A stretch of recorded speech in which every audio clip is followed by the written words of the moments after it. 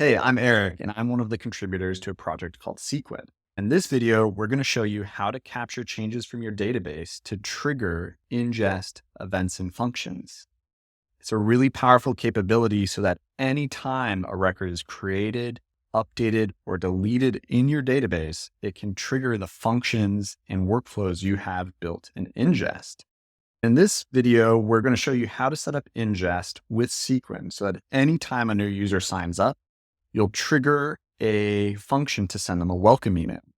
And one of the reasons you might want to use Sequin to do this instead of maybe triggering the function from your application is Sequin ensures that any time a user is inserted, whether it's through your application, whether you manually insert them into a database, or whether some sort of other tool creates the user, for example, like some sort of custom internal tool, you know that user is going to get an email every time. We have a simple Next.js application here, and it's all set up with Ingest. Ingest is installed. We initialize it in the client here.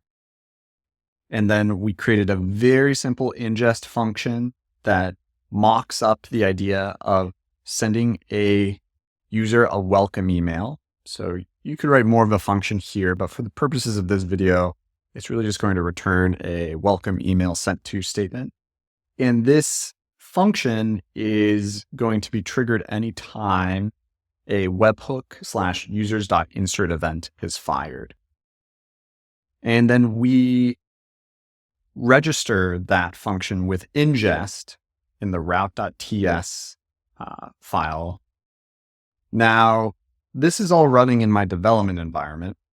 So in my ingest development server, which I have running here, it is connected into my application, and I can see that my function is right here, send welcome email. Here's the trigger. Let's just make sure it's working. So I'll go here, pull this little sample payload, go back to my development. We can invoke this, right? Perfect. This is just a sample user, invoke the function. And if I go over to runs, great. So we have ingest all set up. So now let's create a webhook in Ingest Cloud. So I go to webhooks here, and I click create webhook, and I'll just call it users.insert. Great. And this gives us a endpoint here. Now we need to transform that event from Sequin. So to do that, we will first use a mock payload. And this is what the payload is going to look like from Sequin when we send it. So we'll use this sample payload here that you can find in our docs. And we'll go back to Ingest Cloud and we'll paste that in as the sample payload here. And now we need to transform this payload so that it triggers the webhook / users.insert event. We have a sample transform here in the guide. This transform is going to match that name that's going to trigger our function by pulling the table name out of the metadata payload and then the event action. Then it's just going to set the record, the user details onto the data. And then that creates a really nice clean event here. So let's save those. Now we have our webhook set up in Ingest. So now let's connect Sequin to our database to send this webhook payload to Ingest. So for this, I have a very simple database. We'll use Supabase in this guide because it's a great, easy to use option. We just have one table in there called users, and it has a name and an email. So really straightforward. Now we need to connect this database to Sequin. Log into your Sequin account, head over to databases. I'm going to need to get the connection string details for my database. So let me go into Supabase. Go to project settings, database, and I'll just copy this connection string. So copy that, head back to Sequin, autofill with connection string. Perfect. Sequin auto detects that this is Supabase and will help us convert it to a direct connection, which we need. Now it's going to give me some instructions to set up my connection. So first I'm going to need to create a publication in my database. So let me go copy that SQL statement. Head over to the SQL editor, paste that in. Great. And now Sequin is going to tell me I need to create a replication slot. So let me do that. Copy that SQL statement back to Supabase. Run that. Perfect. And now that I have all that set up, I just need to give it a name. I'll call it Supabase. It will connect to the database. Sequin is going to make sure that our database is set up properly and that it can detect all the changes. Great. We have our database set up. Sequin is now capturing all the changes from the database, but now we need to send them to Inngest. And to do that, we're going to create a consumer. I'm going to click Add a Consumer. And I'm going to select the table we want, which is users, public users. And now you can select what kinds of changes Sequin is going to process. For this use case, we're going to go with changes. Now it's going to ask you if you want to apply any filters and what actions you want to capture. So we just want to capture every new user, which means we're only looking for inserts. So I don't need updates or deletes. Then you can add any filters you want. For example, a really helpful filter here might be to ensure that you don't send emails to internal users, right? For now, we'll just not add any filters because we'll just take all the users. Sequin's going to ask you, do you want us to push changes to you to webhooks, or do you want to pull changes from Sequin, similar to what you might do with SQS? We're going to push it because we're going to send this information to Inngest.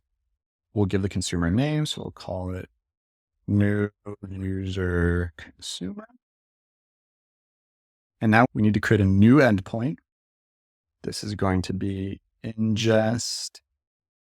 The base URL is going to be from that web we just created, right? So here's the base URL. So let's copy that, come back over to Sequin, paste that in, right?